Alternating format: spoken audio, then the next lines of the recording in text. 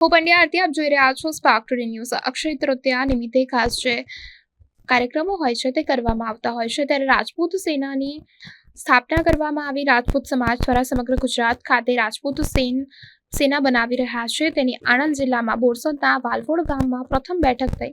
હાલ ગુજરાત સાથે રાજસ્થાન, મહારાષ્ટ્રમાં પણ શરૂઆત થઈ છે। રાજપૂત સમાજ અગ્રણીઓ, આગેવાનો તથા યુવાનો હાજર રહ્યા। સમિતિના સંકલનમાં વિજયસિંહ ચૌહાણ, કાંતિભાઈ સોલંકી, ચંદુભાઈ સોલંકી, મધુભાઈ પરમાર, હરિભાઈ મકવાણા, ભૂપેન્દ્રભાઈ પઢિયાર, દેનુભાઈ મકવાણા, નરેશભાઈ પઢિયાર, રમેશભાઈ સોલંકીની ખાસ નિયુક્તિ કરવામાં આવેલ છે। રાજપૂત યુવાનોને માર્શલ આર્ટ, તલવારબાજી, લાકડી ફેરવવી અને શાસ્ત્ર સાથે અનેક જે શસ્ત્ર છે તેનું પણ શિક્ષણ આપવામાં આવશે। તેમાં રાજપૂત સમાજની અંદર પોતાના કુળ, ગૌત્ર, કુળદેવી, કુળદેવતા, પોતાના કુળનો ઇતિહાસ વગેરેની પાકી સમજણ પહોંચે એના માટે બેઠક યોજાશે। સમાજને શિક્ષિત કરી સમાજનું શિક્ષણ સ્તર ઉપર લાવવા અને રોજગારી આપવા અર્થે જરૂરિયાતમંદ વિદ્યાર્થીઓને શિક્ષણમાં પણ મદદરૂપ થવા રાજપૂત સેના અગ્રેસર રહેશે। વંદે માતરમ, જય ભવાની, જય માતાજી। આજરોજ રાજપૂત સમાજ અને એમાં વિશેષતામાં એક વર્ગ બનાવ્યો આપણે કે રાજપૂત સેના। તો રાજપૂત સેના શા માટે બનાવી? કારણ કે આજે બધા જ વર્ગ, બધા જ લોકો પોતપોતાના ધર્મ અને પોતપોતાના કુળદેવી, કુળદેવતા, ગોત્ર દેવતા, પોતાના ઈષ્ટદેવ અને કુળદેવી, આ બંનેને વચ્ચેનો જે ફર્ક છે, આ ક્યાંક ને ક્યાંક મારો સમાજ, ક્યાંક ને ક્યાંક મારા સમાજની અંદર આ ખોટ પડી રહી છે। તો આ પણ દરેક જગ્યા પર આ મેસેજ લઈ જવો છે। જેમ કે અમારા કુળદેવી છે, આજે પરમાર છે રાજપૂતોમાં, તો પરમાર છે તો એમના કુળદેવી હર્ષદ ભવાની માતા। તો શા માટે હર્ષદ ભવાની માતા જ કુળદેવી પરમારોના છે? અને એમના પરમારોમાં શું કાર્ય થયા છે, એમના પૂર્વજોમાં શું કાર્ય થયા છે, આ તમામે તમામ વાત રાજપૂત સમાજના દરેક યુવાન સુધી અને દરેક યુવતી સુધી પહોંચાડવી છે।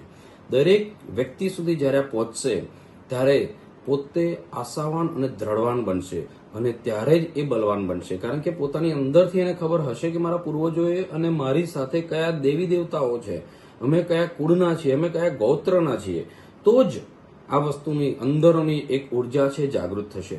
અમારે રાજપૂત સેનાની અંદર એક એવું પ્લાનિંગ કરેલું છે કે યુવતીઓ, આજે મોટા ભાગની યુવતીઓ, જ્યાં અમે જોઈએ છે કે અમારા સમાજની અંદર લવ જેહાદની પણ શિકાર બને છે, તો જ્યારે યુવતીને પોતાનું કુળ, પોતાનું ગોત્ર, પોતાનો વારસો ખબર હશે તો એને પોતાની જાત પર હંમેશા ફક્ર રહેશે। એ યુવતીઓને માર્શલ આર્ટ, કરાટા અને લાકડી ચલાવી આ તમામ ટ્રેનિંગો આપવામાં આવશે।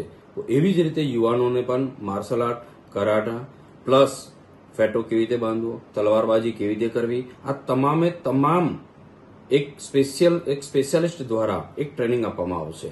આ રીતે અમે રાજપૂત સેના, મતલબ કે જે શાસ્ત્ર અને શસ્ત્ર બંનેનું જ જે નોલેજ છે એ મારા સમાજના ઘરે ઘરે પહોંચે, ઘરે ઘરે યુવતી સુધી પહોંચે, યુવાન સુધી પહોંચે, ત્યારે જ આ રાષ્ટ્રના નિર્માણમાં જે રાજપૂતોએ બલિદાન આપ્યું છે એ બલિદાન ક્યાંય એળે ન જાય અને બધા જ રાજપૂતો અને બધા જ ક્ષત્રાણીઓ જે એક માહોલથી તૈયાર થાય, જ્યાં આગળ કોઈ બીજો સમાજ કે બીજી કોઈ ધર્મ કે બીજી કોઈ જગ્યા પર એનો ઉપયોગ ન થાય, એના માટે પોતે જાતે સ્વયંભૂ તૈયાર થાય, એના માટે એક રાજપૂત સેનાનું ગઠન કર્યું।